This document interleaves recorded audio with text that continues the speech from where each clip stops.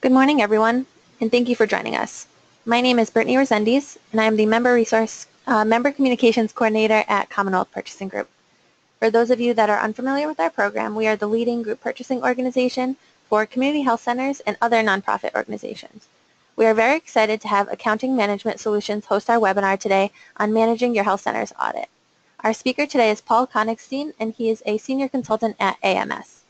The webinar today is designed to last for 1 hour, allotting us 30 minutes for the presentation portion and 30 minutes for the question and answer portion. As you can see now, your line is currently muted.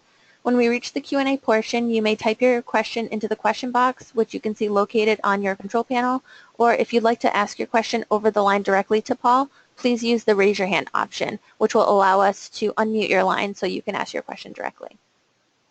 Before we get started, I'd just like to hand it over to Jason Solomon, who is the Manager for Nonprofit Client Practice at AMS. Hi, Jason. Thanks for being with us today. Hi, Brittany. Thank you. I appreciate it. Hello, everybody on the line. I do manage here at Accounting Management Solutions. We focus on supporting nonprofits in finance and their accounting department and their staff and structural needs. I did want to take the opportunity to introduce Paul Konigstein, one of our senior consultants. Paul has over 25 years of experience as a CFO, working with organizations, both domestic and international. His work, he's implemented best practices, streamlined current systems, and always has an emphasis on collaborative measures that are instrumental in achieving optimal organizational efficiencies. Paul has done many webinars, and we're very excited to have Paul introduce this great product, this great process, with hopes to that this will be of good use for your organization. So with that, I'd like to introduce Paul. Okay. Thank you, Jason, and thank you to Brittany and to Commonwealth Purchasing Group for giving me the opportunity to speak to you today, and thank you to Jason for introducing us to each other. So are you listening to this webinar today because you have to have an audit or because you want to have an audit? I hope it's because you want to have an audit. So I'd like to begin the webinar by explaining to you why you want to have an audit. What are the benefits of an audit? The most important benefit, and the one that's most widely known and understood, is that an audit gives you assurance that your financial statements are accurate. It gives you assurance that your health center is doing as well as you think it is, that you really have the resources you think you do, especially the cash that you think you do, which is important in planning your future activities. But what a lot of people don't realize is that an audit also gives you advice on making financial processes more effective and efficient, and on improving financial controls. At the end of the audit, you get something from the auditor called a management letter. Many people don't like to see management letters, or they want their management letters to be very short, because they think the management letter is a list of things that are wrong with the organization. And while there can be some aspect of that to it, a management letter is mostly things that are right but could be better. Suggestions to help you operate leaner. We're all understaffed, we're all resource-starved, so making our financial processes more efficient with the suggestions that the auditors may have will help us reduce salary and benefit expense instead of cutting programs.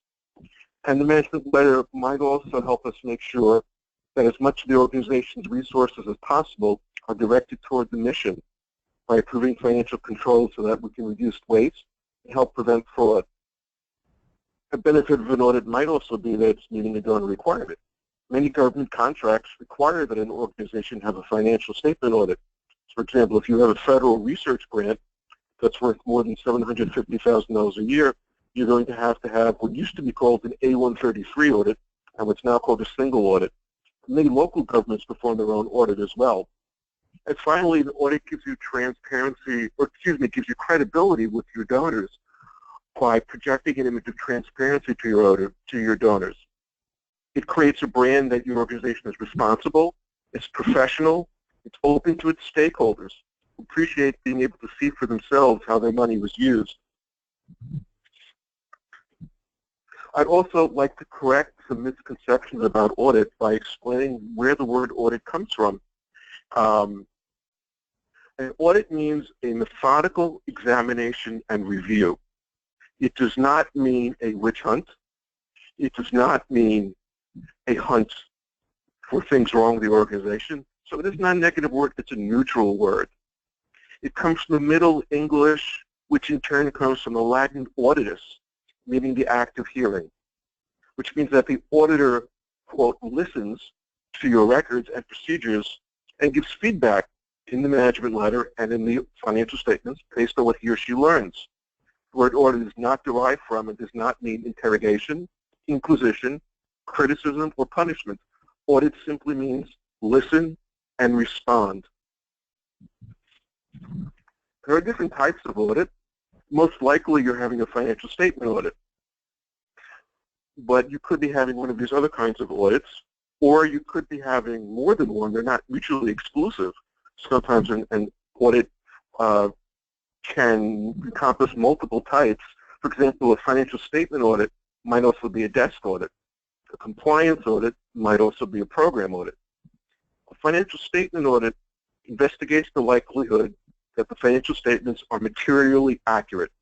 That's accounting lingo for if there are any numbers that are wrong, it won't really make much of a difference to your understanding of the organization's financial health. It's pretty close to perfect. A single audit is for recipients of more than $750,000 per year in federal grants, and that will eventually be going up to $1 million a year in a couple of years. A single audit is both a financial statement and a compliance audit. In addition to doing the financial statement audit, the auditors also investigate your compliance with federal and specific agency grant regulations. A forensic audit investigates the likelihood of fraud. Many people think that a financial statement audit does this, but that's not what a financial statement audit is designed to do. A financial statement audit may possibly uncover fraud in the process of verifying the accuracy of the financial statement, but that's not what it's designed for. If you're concerned about fraud and you want an audit that's designed to uncover fraud, that's a forensic audit. It's more rigorous than a financial statement audit. A desk audit is an audit that's conducted remotely, usually by email exchange of information rather than on site. You'll see a lot of federal agencies do this. If you are considered or other government agencies, if you are considered a low-risk auditee, they'll audit you remotely rather than coming to your site. An agreed-upon procedures audit is an audit tailored to a specific, unique purpose of concern of the auditee or the funding source. For example, a Medicaid billing audit. A compliance audit investigates compliance with policies and procedures. Program audit investigates the likelihood that program information and data is accurate, and it may also have a compliance aspect, especially if reporting the data is required under some kind of regulation or grant agreement or a contract. Before you can begin an audit, you have to select an auditor. You may not have a choice. If a government agency is auditing you, they will choose the auditor. But for your financial statement audit and other types of audits that you initiate, you have a choice. So how do you choose an auditor? We'll look for an auditor that has strong knowledge of not-for-profit accounting and health center operations. The audit firm has to understand and have experience with unrestricted, temporarily restricted, and permanently restricted net assets and revenue, functional expense allocation, allocating your expenses between program, management in general, and fundraising, with endowments, with planned giving, since if you're a larger health center, such as a hospital, you certainly have an endowment and a planned giving program, and has to understand how health center business model, to understand how your business works. For example, they have to understand how Medicaid reimbursement works in Massachusetts, and they have to understand patient collections. You have to have expertise in the type of audit that you require. So, for example, if you're having a single audit for a research grant, they should have expertise in single audits for research grants. They have to have an interest in your organization's operations. By that I mean they should meet with you, ask questions about your organization, and determine your risk areas in order to price the proposal accurately so there'll be no surprises, and assign the appropriate staff that has experience auditing your risk areas. So part of the process of getting ready for the audit should be the auditors learning about your business. your particular revenue streams, what are your largest expense areas. The auditors should be technologically savvy. They should use risk analysis and sampling software, electronic work papers and document management, cloud-based file sharing. Can the firm upload your accounting database? We are all working with our information in the cloud. The auditors should too. The auditors should be asking for paper documents as little as possible and should not be managing your audit with a manual process. The technology will save staff time. It does have its downside. There is the potential for inadvertent disclosure and breach of patient confidentiality when you share your database with the auditor. So you do want to make sure that they have good privacy practices in place. Location of offices. If you're a statewide or interstate organization with material financial activity in other cities, you want an audit firm with locations in those cities. So if you have a health center in Boston and a health center in Springfield and a health center in Providence, let's say, ideally you'd like an auditor with an office in each of those sites. That'll reduce your audit costs because you won't have to pay for the audit staff travel, and it'll increase the consistency of audit work compared to using different firms to audit different offices. And if all else is equal, you're going to choose based on fee. In Massachusetts, there are many firms that have all of the skills and expertise that I've outlined. So all the things being equal, choose based on the lowest fee. The fee should be fixed. You should not pay by the hour. The audit firm should be able to determine the hours required and set a fair fixed fee accordingly. Once you select an auditor, they'll ask you to sign a contract. To auditors, the contract is known as the engagement letter. The engagement letter outlines the services to be performed. For example, will they do a financial statement audit? Is the audit firm also going to prepare your IRS Form 990 and your filing for the state of Massachusetts? Are they also going to do your federal single audit? Are they going to do any donors audits required by donors, program data audits, Medicaid billing audits? List all the services to perform. The engagement letter should state itemized fee for services. So if they're performing more than one service, the fee for each service.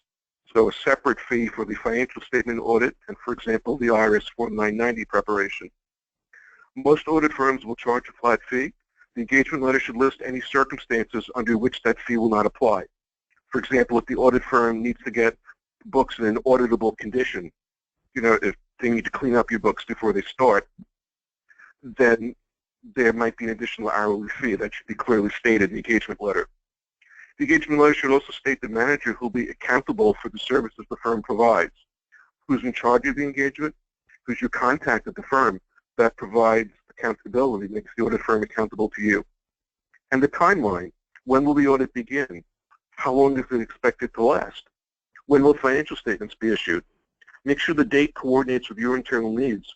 For example, if you always present the financial statements at your December board meeting, make sure the timeline of the audit enables you to have draft financial statements before the December board meeting or before any government compliance dates, like before the date that your single audit has to be uploaded to the federal clearinghouse.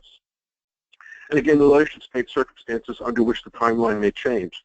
For example, if the auditors come and you're not ready for them.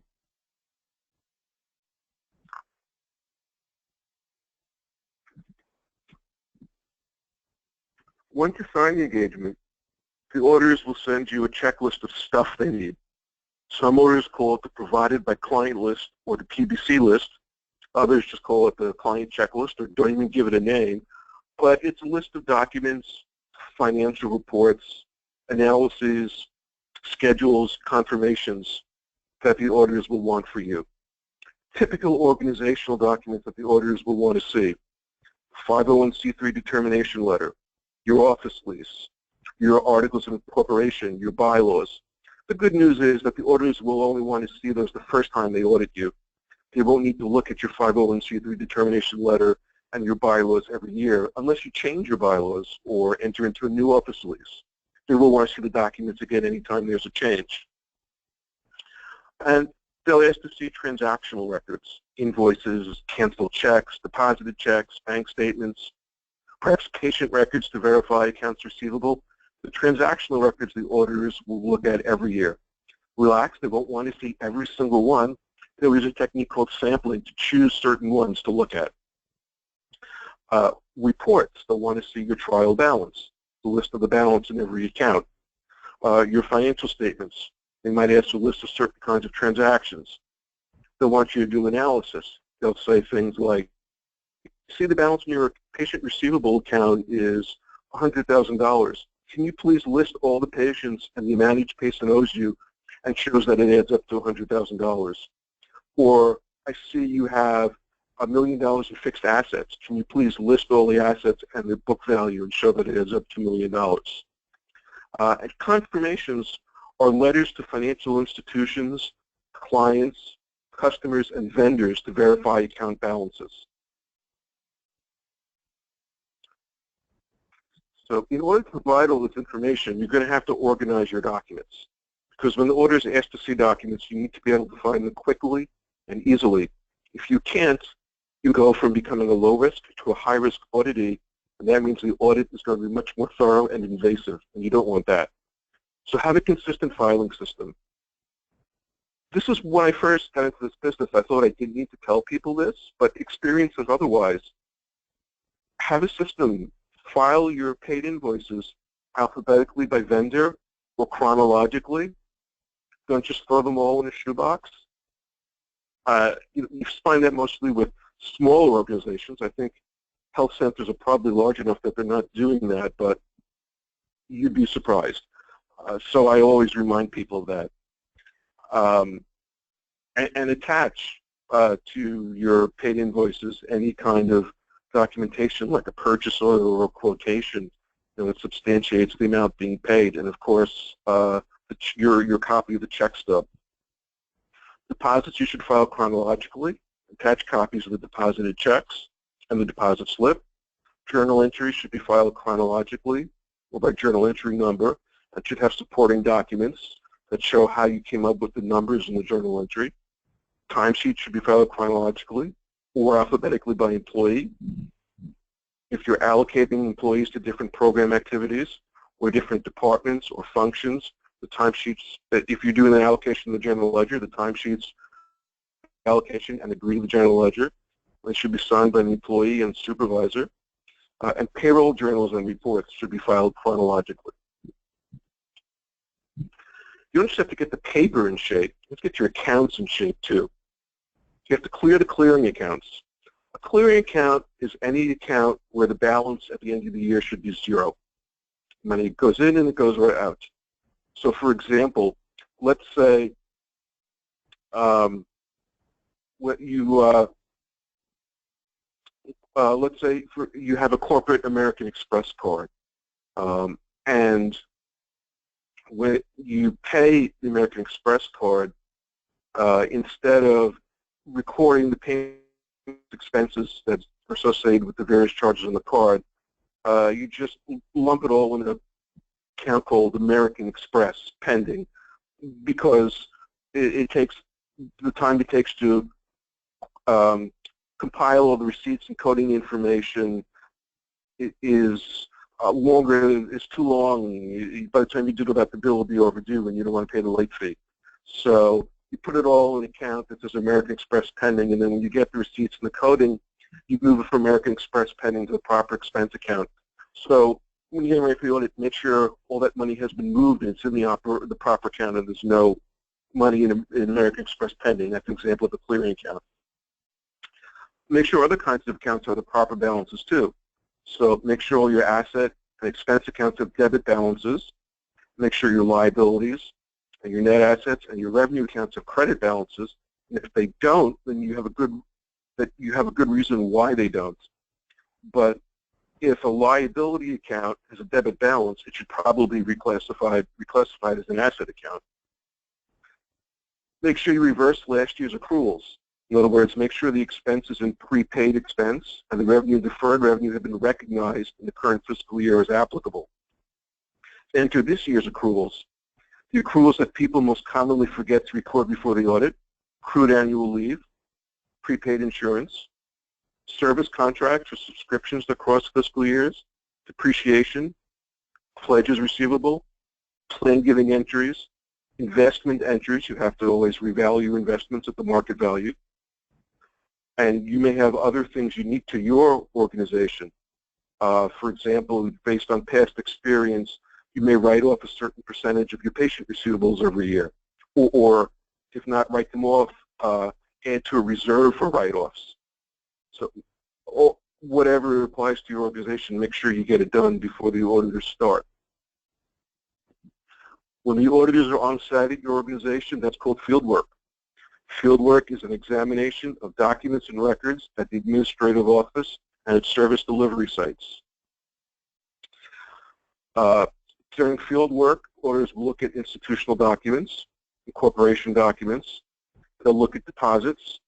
They might ask for checks or remittance advices for electronic transactions, bank statements, evidence of coding, evidence of approval of transaction, supporting documents like a contract, grant award letter, an invoice. They may look at paid invoices, copies of canceled checks. They may be looking for evidence of coding, evidence of approval, a purchase order if applicable. They'll look at the payroll register and make sure it ties or agrees to the general ledger and ties to the bank statement, ties to the personnel file, but there's evidence of approval of pay rates and hours. They may look at personnel files to make sure there's an office letter, an offer letter that supports the pay rate or change in pay rate, that you've got a current W-4. Federal regulation says the W-4 should be completed by the employee no longer than a year ago. So it's a good habit to get into to ask everyone to complete a new W-4 either on January 1st or at the beginning of your fiscal year. And everybody's got an appropriately completed I-9, evidence of proper immigration status. Fortunately, that does not have to be updated every year. That only has to be done when the person's hired. Timesheets, if you use them, and if you don't, why don't you? So that salary allocation can be tied to the general ledger. And they'll look for evidence of employee and supervisor signature. Billing, they'll look at invoices to make sure it ties to your cash receipts or your accounts receivable schedules. They'll look at fixed assets, make sure that they can tie paid invoices to your depreciation schedule. They may even do, if you have a lot of expensive equipment, MRI machines and so forth, they may even do a physical inspection. So if you have on the books that you own 4 MRI machines, they may say, show me the 4 MRI machines. And journal entries, look at supporting documentation, make sure there's a rationale for every entry and evidence of approval. Auditors don't just hang out with the finance staff during the audit. They also talk to key staff in other areas. So you can expect your auditors to speak with medical staff and the fundraising staff and prepare the medical and fundraising staff for that so they feel comfortable with the conversation. Explain to them who the auditors are and what the purpose of the conversation is, which is to document policies and procedures and make sure that they're being followed, and to go through an internal control questionnaire, internal control procedures to make sure that money and other assets are being protected. Often, fieldwork involved inventory verification. They may verify fixed assets, as I said, by looking at the MRI machines, or supplies if you keep them on your balance sheet, or items for resale. For example, the auditors may verify the pharmacy inventory.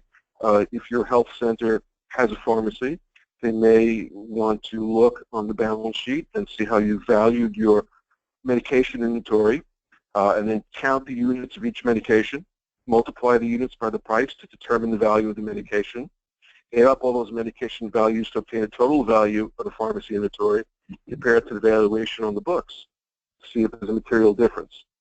They might also observe and recommend ways the inventory might be better organized or recorded. And if there is a material difference, the auditors will recommend corrective action in that management letter that I talked about earlier. In general, auditors are looking for transaction approval. They want to make sure that the transaction is approved by a different person than the one who originated it. So, for example, if I wrote the check, someone else signed it. They want to make sure transactions are in the proper time period, especially the proper fiscal year. In other words, they want to make sure your accruals are done correctly. So, for example, you want a calendar fiscal year, and your fiscal year ends December 31st, 2016, and you restock the nursing station on December 15th, but pay the bill on January 15th, the auditors will make sure that the transaction is charged the earlier fiscal year, 2016, because that's when you restocked. That's what counts, not when you pay it. The auditors are also checking to make sure that transactions are properly classified and allocated, that coding is correct, and you follow a consistent and logical methodology for allocating shared costs between program, administration, and fundraising, that accruals are done properly. For example, depreciation is properly recorded, receivables and payables are properly accounted for, free rent is a common accrual. By the way, just to back up for a second, I should mention that an accrual is really any transaction that does not involve cash, especially a transaction that accounts for timing differences between the material impact of the transaction and the cash leaving or coming. What else do auditors look for? They look for the existence of control policies and procedures.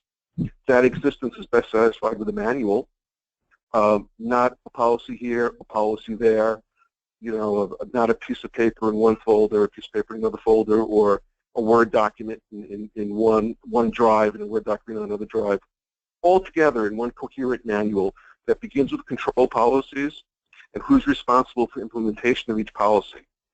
So a section of a manual might sound something like, it's the policy of ABC Health Center that 2 signatures are required on all checks. The controller is responsible for developing and monitoring procedures to implement this policy. And then the procedure should state who performs each step. So to show how procedure is different from a policy, the procedure might sound something like, the controller directs the accounts payable clerk to print checks. The accounts payable clerk delivers checks to the executive assistant, who obtains the required signatures and mails checks. To determine whether the policy and procedure are being followed, the auditors will randomly select canceled checks, for example, for this policy, and note the number of signatures. Auditors are also looking for confirmation of transaction occurrence, evidence of money going in or out of the bank account. When I look at bank statements, deposit slips, canceled checks, wire advices, they're also looking at there's a reasonable basis for assumptions. For example, if you have a reserve for uncollectible accounts that's based on an assumption that 5% of receivables will default, the auditor will check actual default rates to see if 5% is a reasonable assumption. If your default rates have been closer to 10% for the last few years, the auditors might recommend that you increase your reserve to 10%, which of course you don't want to do because that's an expense that will eat away at your bottom line. But if that's your true default rate, you really should. And auditors are also looking for compliance with laws and regulations. Are you having your employees complete I-9s? Are you issuing your employees W-2s? Are you having contractors complete W-9s and give you their employer identification numbers? Are you following the overtime laws?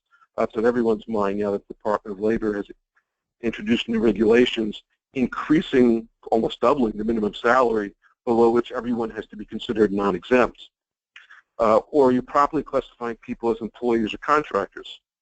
Are you making the required tax payments? Are you paying your employer share of payroll taxes? Are you paying sales tax if you, say, have a gift shop?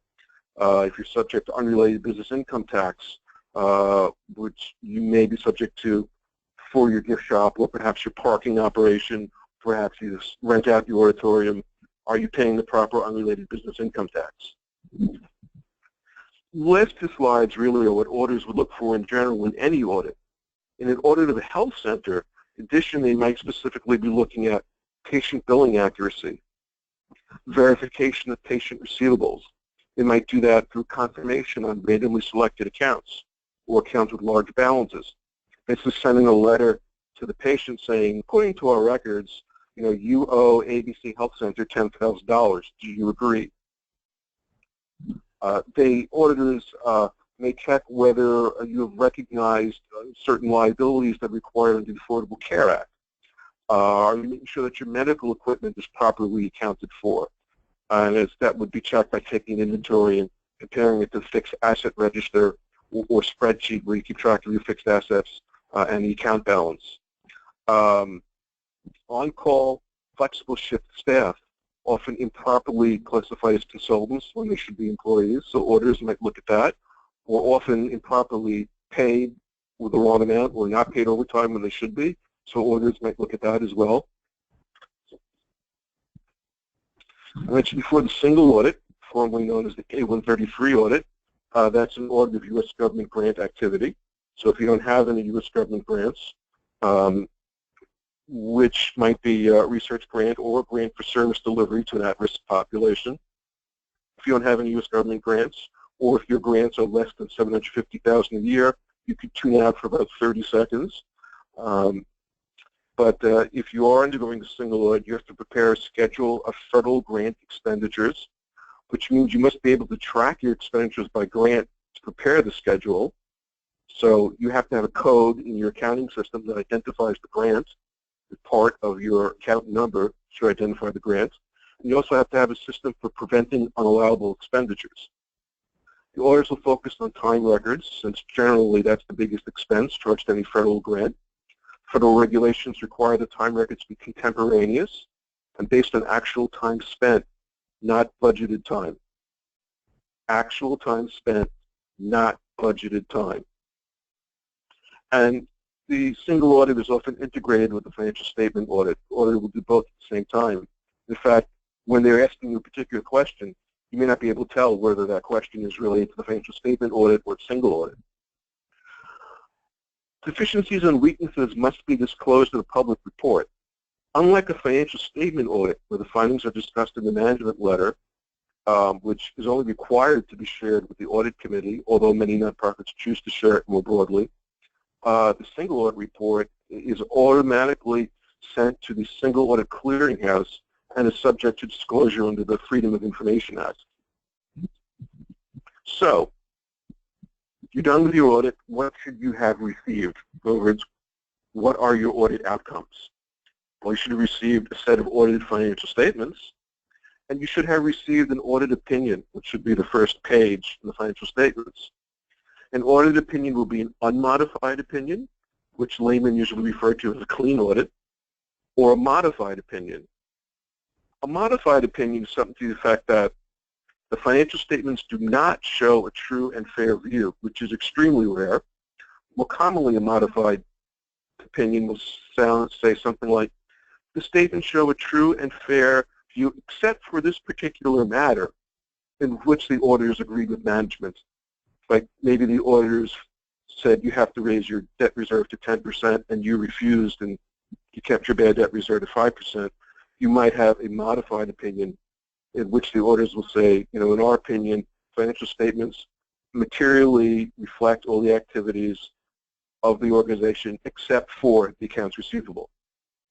Of course, the best opinion is an unmodified opinion, which will state the statements fairly represent the organization's financial condition in all ways. Those are my simplified definitions. If you want to read the official definitions, there's something called a yellow book, which is electronic now, but used to be a yellow book, which basically is a compilation of audit procedures for auditors who do single audits. And the definitions of modified and unmodified opinion in that book are paragraphs long. Also in there, paragraphs long, you'll find definitions of the term material weakness or significant deficiency. When the audit firm has to identify any significant deficiencies or material weaknesses related to federal grants. The material weakness is the more serious of the two. Material weakness is an issue that is likely to cause a modified opinion. Significant deficiency is an issue that has the potential to cause a modified opinion, but it's not as likely to cause one as a material weakness. And both of those will be listed in the management letter, along with lists of recommendations for improving financial policies, which are neither significant deficiencies nor material weaknesses. They don't affect the accuracy of the financial statements. They'll just be things you could do better, like implementing best practices. No organization is perfect. Every organization should receive a management letter. Some organizations don't want one because sometimes donors will ask if you have one, and organizations think it looks better to the donor if you can say no.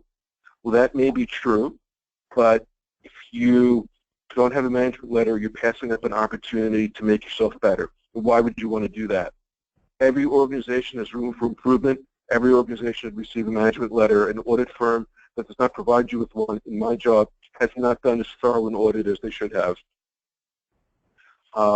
And in every management letter, you have an opportunity to put management's response. So if there's something that you disagree with, you have an opportunity to state your disagreement in the management letter so that both sides, both points of view are represented. And finally, the representation letter is something that the CFO and the CEO sign. Representation letter is really for the audit firm's benefit, not yours, but they will require it as a condition of the engagement. Your engagement letter that you signed back at the beginning said that you agree to sign the representation letter. The representation letter basically covers the audit firm in case any inaccuracies in the financial statements that the auditors didn't uncover are later revealed. Representation letter reinforces in excruciating detail the concept that management, not the auditors, is ultimately responsible for all aspects of financial operations and controls in the financial statements. And the representation letter will list every single aspect of financial operations and controls you can think of and make you affirm by initialing each one often that you're on top of it. So that is your introduction to audits. I hope that you have found it helpful and I've enhanced your understanding of what happens by an audit and your ability to keep an audit on track and to govern an audit and to manage the activities of the people who beneath you who are working on a day-to-day basis with the auditors. So you're not an accountant, maybe, but you have accountants working for you. Now you know what they've been doing during the audit, and if you have any questions, I would be happy to answer them now. Great. Thank you so much, Paul, for going through that presentation. As Paul said, we'd like to open it up for questions now. I mentioned earlier in the introduction that if you have any questions, you can feel free to type them into the question box. I will read them out loud to Paul, and he will answer them. Or if you would like to ask them directly over the line, please use the raise your hand option, which is also located on your control panel, and I will be able to unmute you so you can ask your question directly.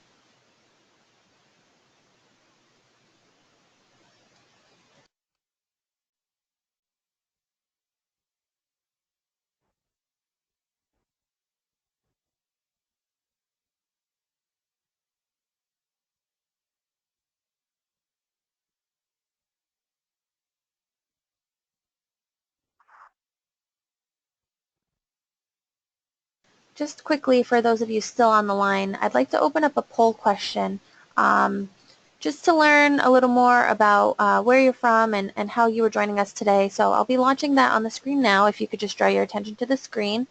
I'd just like to ask, are you a member of Commonwealth Purchasing Group, and would you like to learn more about our program? Please just let us know if you can, if you're already a member, if you're not but you would like to be, if you're already a member and you would like to learn more about AMS, we'll be able to connect you directly with them, and if you're not sure, we'll be able to reach out to you directly as well and let you know if you are and how you can get started if so. And while you are completing that poll, I would also like to mention that one of the things that AMS does is help organizations prepare for an audit. Often your preparation needs will be so extensive that your auditor can't help you with it because then they'd be auditing their own work, which is a conflict of interest. So that's where AMS can come in and provide you the additional support that you need to prepare for an audit.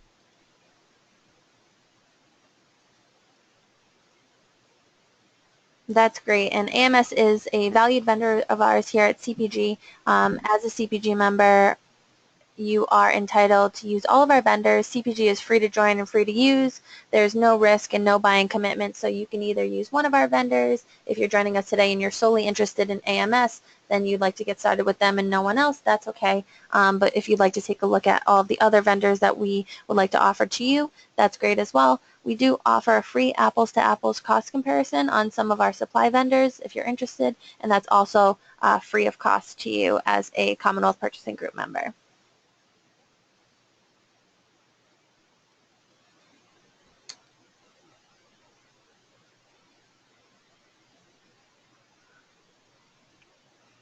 Paul, would you mind just opening up that front screen again so that way we can have your contact information on there?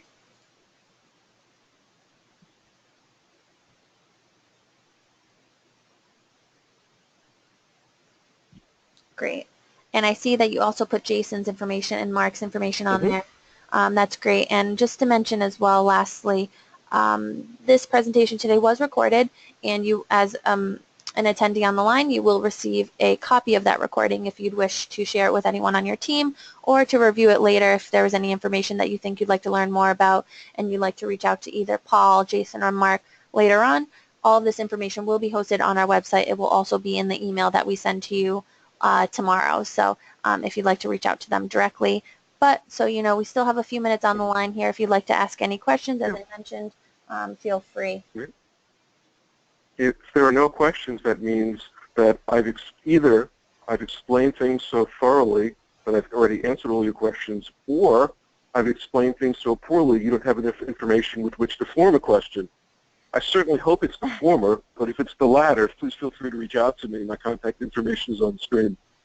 Great. Thanks, Paul. I think you did a great job going into detail on the auditing process, but I hope that some people do reach out to you to learn more because that would be great for both of us, and we really are trying to help the health centers out, so that would be excellent.